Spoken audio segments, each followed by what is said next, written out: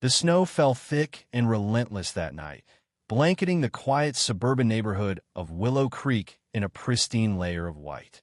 8 inches had piled up by dawn, transforming the streets into a silent, frozen wonderland. For most, it was a picturesque inconvenience, a call to dig out mittens and boots. For Daniel Harper, it was supposed to be a simple morning task: shovel the driveway, sip some coffee, and get on with the day. But when he trudged into his garage at 6:30 a.m., bleary-eyed and bundled in a faded parka, he froze mid-step. The spot where his brand-new, steel-bladed snow shovel should have hung was empty. Not misplaced, not tucked behind the snowblower or buried under a pile of garden tools. Gone. Daniel scratched his head, his breath puffing out in the frigid air. He searched the garage, the shed, even the back porch. Nothing. Confusion turned to suspicion as he stepped outside and scanned the snow-covered street. That's when he saw her, Evelyn Masters, his next-door neighbor, wielding his shovel with the casual entitlement of a queen claiming a scepter. She stood in her driveway, dressed in a pristine white coat with a faux fur hood, her leather boots gleaming despite the slush. The shovel's red handle etched with DH in Sharpie flashed in the morning light as she scooped snow with methodical precision. Evelyn wasn't just any neighbor. She was the iron-fisted ruler of the Willow Creek Homeowners Association, a woman who wielded her clipboard like a guillotine and her rulebook like holy scripture. To her, the neighborhood was a kingdom, and she its undisputed monarch. Too many Halloween decorations? A $40 fine. Mailbox paint chipped? Another $50. Daniel had once seen her issue a citation for a basketball hoop left up past dusk, unsightly clutter, she called it. And now, there she was, bold as brass, using his property like it was hers by any right. "Hey, Evelyn," Daniel called, keeping his tone even as he crunched through the snow toward her. "That shovel looks an awful lot like mine." She paused, glanced up, and blinked at him as if he'd interrupted a sacred ritual. "Oh, this," she said, her voice syrupy sweet. "You lent it to me last week. Don't you remember?" Daniel's jaw tightened. "No, I didn't. I bought it 3 days ago. My initials are on the handle." She didn't even glance at the EVY Denke. "Must be a coincidence. I've had this for ages." Then she turned back to her shoveling, dismissing him with the flick of faux fur glove. He stood there, dumbfounded, the cold seeping through his boots. He wanted to snatch the shovel back, to demand an explanation, but he knew better. Evelyn didn't just play dirty, she owned the game. Last spring, she'd fined a single mom $100 for letting her toddler plant daisies in the front yard, unauthorized landscaping. The woman had moved out a month later. Daniel retreated to his house, fuming but cautious. This wasn't over. The next evening, Daniel tried the CIVYL route. He showed up at the HOA meeting in the community center, armed with a receipt for the shovel and a photo of it hanging in his garage, timestamped 2 days prior. The room smelled of stale coffee and cheap perfume, and Evelyn presided at the head of a folding table, her sweater emblazoned with snowflakes that seemed to mock the situation. Daniel laid out his case, voice steady, expecting at least a murmur of support from the dozen neighbors present. Evelyn cut him off before anyone could react.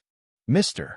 Harper," she said, her smile sharp as icicles, "we take accusations of theft very seriously here. But falsely accusing a neighbor? That's a violation of HOA Rule 4.1, defamation of character.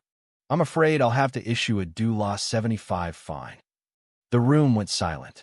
A few people shifted uncomfortably, avoiding his gaze. Daniel realized then that he wasn't just up against Evelyn, was facing a system she'd rigged, a council of cronies and cowards too afraid to cross her. He left the meeting with a citation in hand and a bitter taste in his mouth.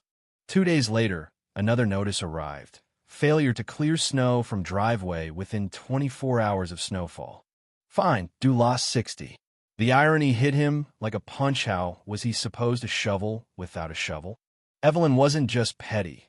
She was a master of the catch. 22. The neighborhood Facebook group lit up with snide comments.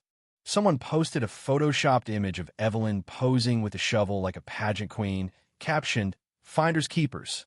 Another neighbor, a bored retiree named Tom, created a bingo card titled Evelyn's Finds, with Daniel's name dead center. She wasn't just winning, she was reveling in it.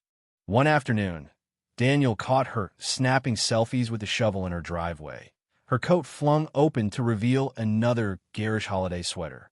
She posted the photos online with the caption, "Grateful for a kind neighbor's gift."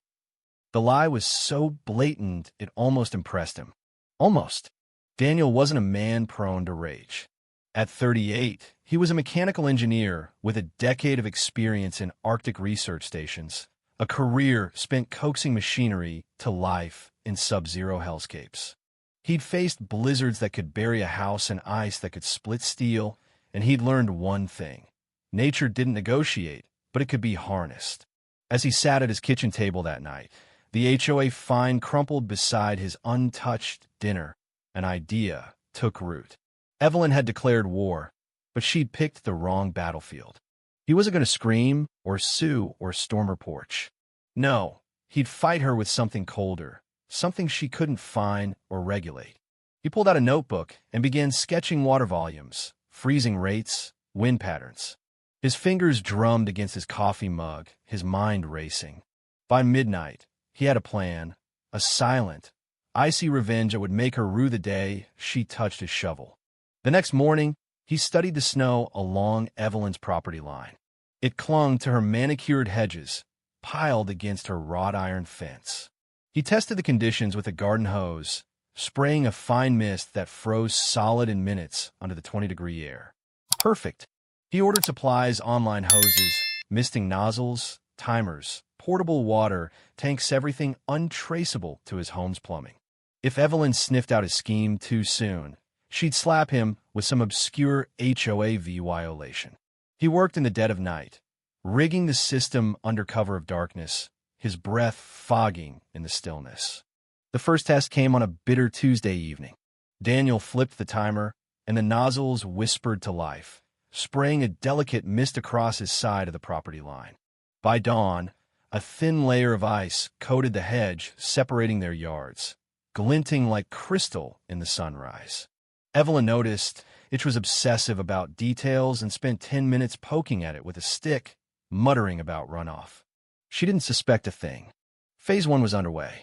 Over the next week, Daniel refined his creation. He adjusted the nozzles for wider coverage, timed the sprays in short bursts to build layers, and added a thermal sensor to activate the system only below freezing. The ice thickened, creeping up the hedge and along the fence, a shimmering barrier that looked natural enough to dodge scrutiny. Neighbors whispered about the weird weather, but Evelyn remained oblivious, too busy hosting Zoom HOA meetings in front of a fake fireplace, her snowflake sweaters a seasonal taunt. One night, as Daniel checked the hoses, Tom appeared at the fence, a mug of cocoa steaming in his hands. "Building a skating rink?" he asked, smirking. "Something like that," Daniel replied, suppressing a grin. Tom nodded toward Evelyn's house. "This about the shovel?" Daniel gave a single nod. Tom raised his mug. "I'll bring popcorn when it's done." By the end of the week, the ice wall stood 6 feet tall, a glassy fortress spanning the length of Evelyn's side yard. She marched out one morning with a yardstick and clipboard, measuring the thickness with a scowl. Later, a notice arrived. Excessive ice encroachment onto adjacent property. Address immediately. Daniel ignored it. The spray stayed on his land.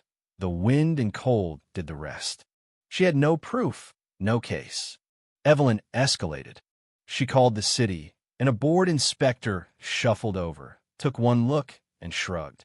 "It's winter. Can't stop the weather." Her face flushed crimson as he drove off. That night, Daniel sprayed again, and the wall climbed to 8 feet, wrapping around the back of her property. It was no longer a curiosity, it was a statement. Evelyn's composure cracked. She installed security cameras, their red lights blinking like angry eyes, one aimed at the wall, the other at Daniel's house. He adapted, switching to finer mist settings that built slower, subtler layers. She tried salt next, dumping bags of extreme melt along the base. It worked for a day. Jagged patches melted away until the next spray refroze, it into a grotesque, crystalline mess. The wind carried mist further, locking her backyard gate in a solid sheet of ice. She rattled it furiously, then gave up. The police came after that. 2 officers knocked on Daniel's door, Evelyn gesturing wildly behind them. He and VY tied them in, showed them the tanks and timers, and explained how it all stayed on his property. "The wind does the rest," he said with a shrug. One cop scratched his head. "So the weather built this thing?" "Pretty much." They laughed, wrote a report, and left. "Let it melt naturally," one suggested as Evelyn seethed. The wall hit 10 feet that night, an arch forming over her front gate, tightening each freeze. Panic set in. Evelyn woke to find her gate frozen shut, the arch a perfect, unyielding seal. She attacked it with a hairdryer, an extension cord snaking across her porch, but the cold laughed at her efforts. She called the fire department.